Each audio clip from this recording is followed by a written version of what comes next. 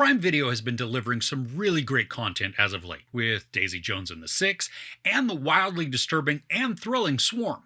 Now they've brought a series based on the novel by Naomi Alderman, The Power. Now it's dropping the first 3 episodes at once, with a weekly release after that. Will this show become your new must-binge show? And is this a cautionary tale or a prophetic story? The Power is our world, but for one twist of nature. Suddenly, women develop a mysterious new ability to electrocute at will, leading to an extraordinary global reversal of the power balance. So I've watched the first 4 of the 9 episodes to give you a better idea of what to expect from the show. Now, I don't know yet if it's going to stick the landing, but as each episode played, I was beginning to get more invested. At first, we're introduced briefly to several different characters, all in different locations. We don't get to know much about them or why they might be important, but we do learn quickly that each of the teenage girls are developing this ability to create sparks between their fingers, which can then be transferred out of their hands, looking like they're shooting lightning. I think the trajectory of the show is pretty obvious from the get-go. I mean, not necessarily how things are going to resolve, but just the general direction that the story's going to take. We see very quickly how people, especially men, begin to get afraid of this new, unknown power that the girls possess. And from there, we can look at a ton of other stories that will inform us on how this is probably going to progress.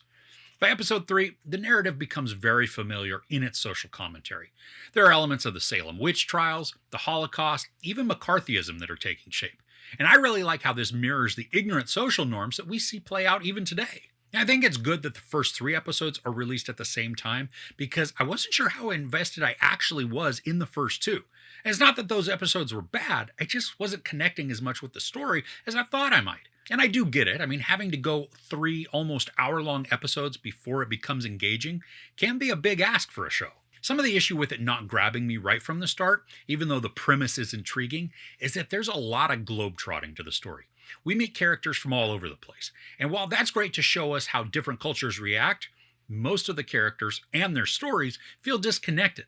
And then, because we're not getting a ton of time with most of them, they feel shortchanged in their development. For example, there's a young woman in the UK named Roxy. Now, her story feels strange and underdeveloped at the beginning because we just get glimpses of her and her family life. But based on what we see, she might be set up to be an antagonist. So far, though, there's no discernible direction to her arc. There's also a woman named Tatiana, and I'm sure she's going to become one of the main villains for the story. But out of the 3 episodes, she might have received 7-ish minutes of screen time, so she almost feels forgotten. But then we get more development on other characters, so the unevenness, it's a bit odd. And I'm glad we do get the background and info on some so that at least a few of the players we can connect with. Funny thing is, though, that the majority of the people we know the most about, they don't have any powers at all. There's Tohib Jamo, who you'll recognize as Sam from Ted Lasso. There's also Toni Collette and John Leguizamo. And we follow some of their arcs, and we get to know them more intimately than a lot of the girls with power. But there is one girl that we get a ton of depth on, and her arc is mysterious, but it's also engaging. Eve comes from a very abusive environment, but once her powers begin to develop, she also begins to hear this voice in her head. And I like that this could make her an unreliable narrator because she just might be nuts, or there's something greater at work that's yet to be revealed. And either way, Eve is being set up as the driving catalyst for the larger story, and her quiet persona makes her very intriguing and even slightly menacing. I really like the social commentary that's at play within the story. Sometimes the messaging was a bit heavy-handed, but a lot of the time it needed to be, just in order to cut through the noise and make an impact. The series does well at showcasing how fearful the world of men becomes when women start to have real power. And honestly, I mean, this premise, it could be a cautionary tale for any group that holds down another. At some point, the oppressed is going to be fed up enough that they rise up and revolt. And if necessary, it's going to be with extreme violence. Now, something I'm really not a fan of in this is the camera and the lens choices that are utilized. Sometimes within one scene, the visuals will switch from a normal view to one that was filmed with a fisheye lens. The back and the forth, it distorts what we see. And for the life of me, I just couldn't figure out why those choices were being made.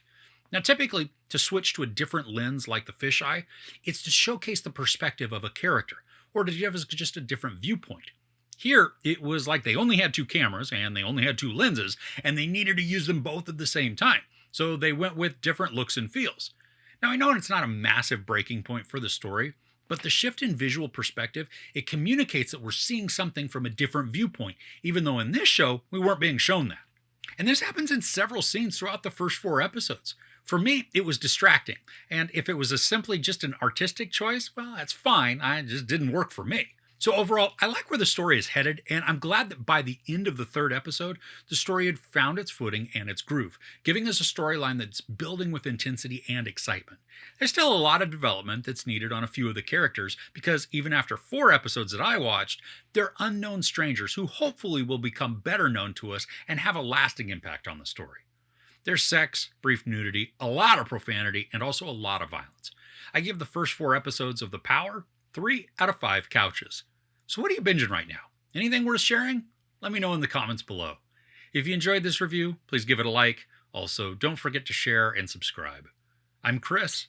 This is Movies and Munchies. Thanks for couching with me.